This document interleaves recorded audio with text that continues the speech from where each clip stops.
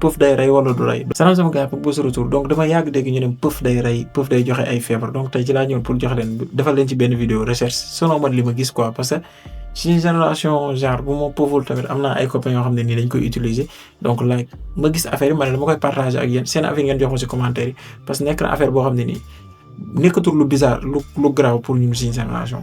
Inventée en Chine par, on lit qu'en 2006, la cigarette électronique, vape ou vapoteuse, est le nom générique désignant des générateurs d'aérosols dont la forme s'inspire de la cigarette. La vapoteuse sert à délivrer de la vapeur artificielle aromatisée contenant ou non de la nicotine. On parle aussi de système électronique de délivrance de la nicotine, SEDEN, ou système de délivrance sans nicotine, SEDEST. Ce dispositif électrique est destiné à vapoter, c'est-à-dire aspirer de la vapeur obtenue par l'échauffement d'une solution liquide présente dans un flacon de recharge ou cartouche. L'emplacement du filtre contient une mèche ou un réservoir pour le liquide aromatique de substitution au tabac.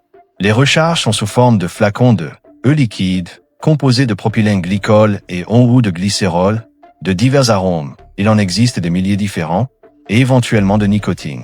Les taux de nicotine des œufs liquides pour vapoteuses sont indiqués en milligrammes par millilitre. En France et en Europe, la dose maximale autorisée est de 20 mg par millilitre. À noter qu'aux USA, la dose maximale de nicotine autorisée est de 50 mg par millilitre, ce qui peut facilement engendrer rapidement des dépendances physiques sévères à la nicotine et expliquer peut-être ainsi le risque de mode d'entrée des jeunes dans le tabagisme via la vape. Les dispositifs électroniques de vapotage peuvent être jetables, puff, ou rechargeables au moyen d'un flacon de recharge et d'un réservoir ou de cartouche à usage unique. Le principe est de provoquer par un chauffage doux, environ 60 degrés Celsius, un aérosol plus ou moins concentré en nicotine. Contrairement à la cigarette traditionnelle, pour laquelle la température du foyer peut atteindre 500 à 700 degrés, il ne s'agit pas d'une combustion. Depuis son introduction sur le marché européen en 2005, la vape inquiète car elle pourrait ne pas être sans danger et être un moyen d'initiation des jeunes au tabac. Sa place comme moyen d'arrêt du tabac est discutée. Bien qu'encore partielle, les études indiquent que si la vape doit être surveillée et réglementée, elle est aussi une opportunité nouvelle car son développement est accompagné d'une baisse du tabagisme. Quelques chiffres sur les consommateurs. En 2020, 37,4% des 18 à 75 ans ont déclaré avoir déjà expérimenté la vapoteuse, chiffre en hausse par rapport à 2019, 34,4%. L'usage actuel d'une vapoteuse a été déclaré par 5,4% des 18 à 75 ans, dont 4,3% quotidiennement. Proportion stable par rapport à 2019, Pasquero, 2021. Parmi les 1,875 ans, vapotage et tabagisme sont étroitement liés. Presque tous les vapoteurs sont des fumeurs, occasionnels ou quotidiens, ou des ex-fumeurs.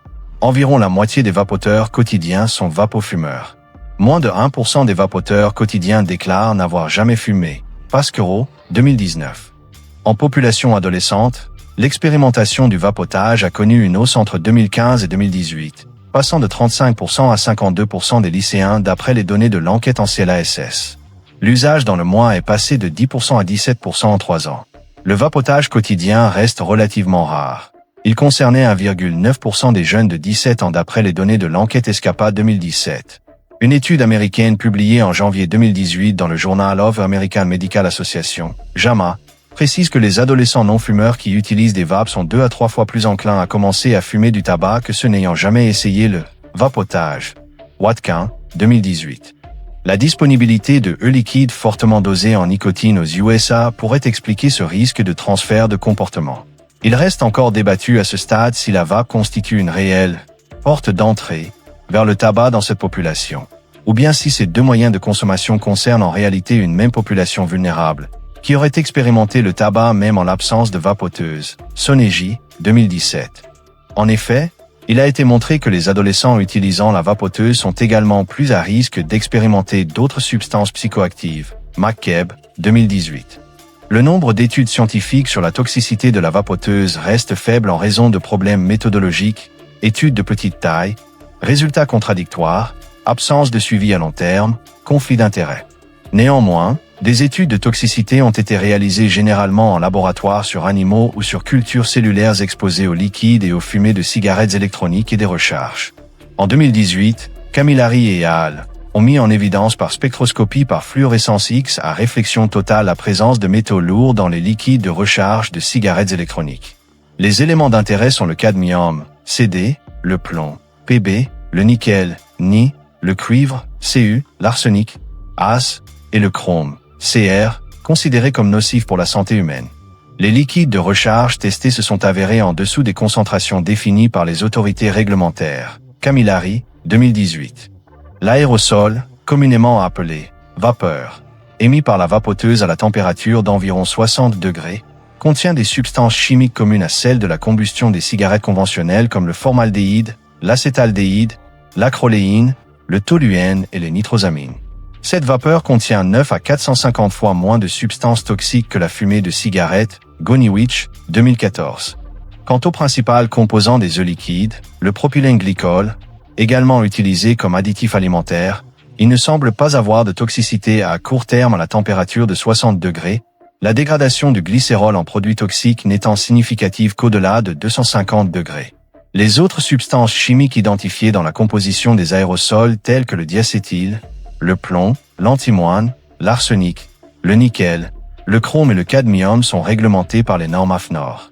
Cependant, les connaissances scientifiques actuelles restent insuffisantes sur les effets de ces molécules sur le long terme. Le risque de cancer associé à l'utilisation à long terme des vapoteuses semble bien moindre que celui des cigarettes de tabac combustible mais non nul par rapport à ne pas utiliser de vapoteuses. Des données complémentaires sont nécessaires pour préciser les risques de cancer en particulier provenant de cohortes de vapoteurs exclusifs n'ayant jamais fumé. La présence de formaldéhyde, classé cancérogène par le CIRC, de constituants potentiellement mutagènes, humectants et aromatisants, et cytotoxiques, pourrait influer sur le risque de cancer, notamment en cas d'utilisation prolongée des vapoteuses. Les puffs arrivent. Prêtes à l'emploi, jetables, sucrées.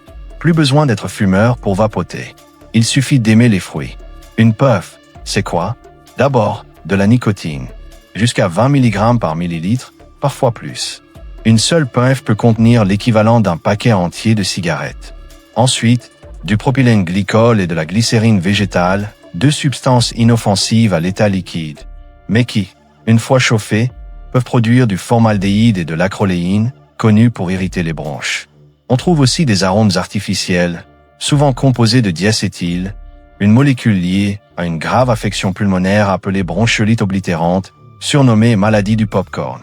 Enfin, dans certains dispositifs, des métaux lourds comme le nickel, le plomb ou le chrome, qui sont des substances cancérigènes probables, c'est moins dangereux que la cigarette.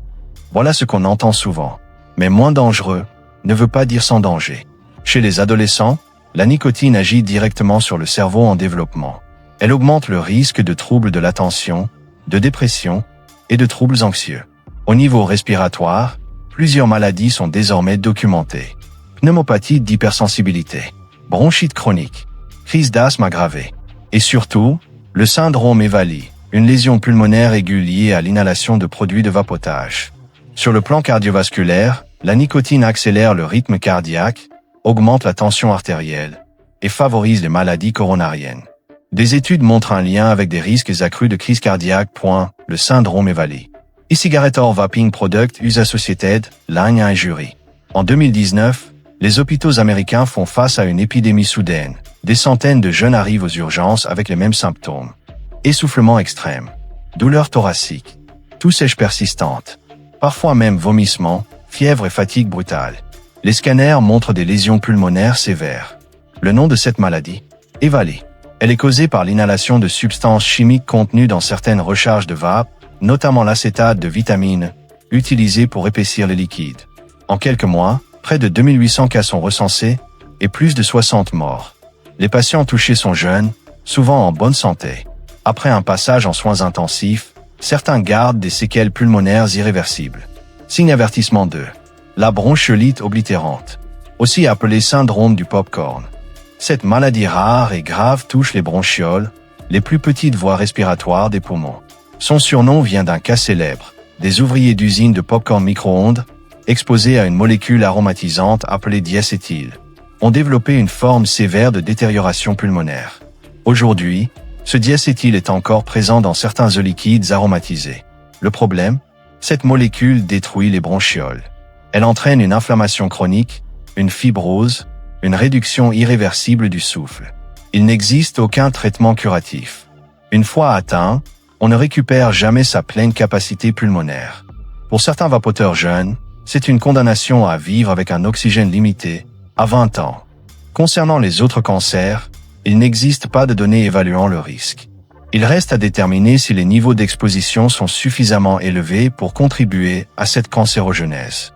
Les cancers liés au tabac sont dus à la présence de nombreuses substances cancérogènes, benzène, arsenic, chrome, monoxyde de carbone et particules fines, produits par la fumée principale responsable des maladies cardiovasculaires, insuffisance respiratoire et cancer pulmonaire, confère fiche tabac. Ces produits n'existent pas à des taux significatifs dans la vapeur des e-cigarettes. On s'attend donc à une réduction de ces risques chez les fumeurs de tabac qui passent à l'e-cigarette. Cependant, on ne connaît pas encore les effets sur la santé d'une utilisation prolongée de ce dispositif. C'est pourquoi les experts sanitaires la déconseillent actuellement aux non-fumeurs. Un cas, 2017. Marketing, les ados en ligne de mire. Tu as sûrement déjà vu une puff sur TikTok. Des vidéos avec des filtres, des couleurs flashy, des goûts à la mode. Ce n'est pas un hasard. C'est une stratégie. Les marques ciblent les jeunes. Les très jeunes. Packaging stylé. Goût sucré. Prix bas. Vente en ligne ou dans les petits commerces. Et pendant ce temps, les fabricants se défendent. Ce n'est pas pour les mineurs. Pourtant, tout est fait pour leur plaire. Et les influenceurs, eux, font le reste du travail. Une génération piégée. Dans les collèges, les lycées, la puff est devenue courante. Certains la fument en cachette dans les toilettes. D'autres la gardent dans leurs trousses ou leurs manches. Ils n'ont parfois que 12 ou 13 ans.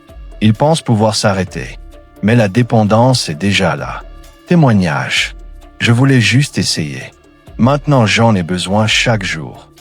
Je ne fume pas, je vape, mais j'arrive pas à m'en passer. Résultat, une nouvelle génération dépendante, exposée à des troubles du sommeil, une irritabilité constante, une augmentation du stress et de l'anxiété, une génération qui découvre la dépendance avant même la majorité, les lois et les alertes. Face à cette explosion, les gouvernements réagissent.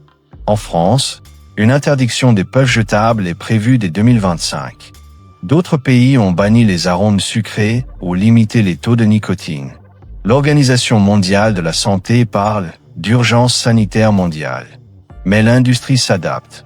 À chaque interdiction, elle lance un nouveau format.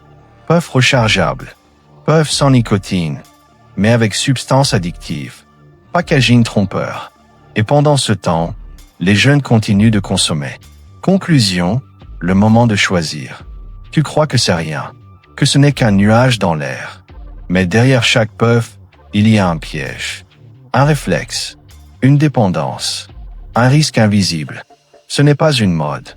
Ce n'est pas un jeu. C'est une industrie qui vise ton attention, ton cerveau et ta santé. Si tu veux dire stop, le meilleur moment, c'est maintenant. À la prochaine. Peace.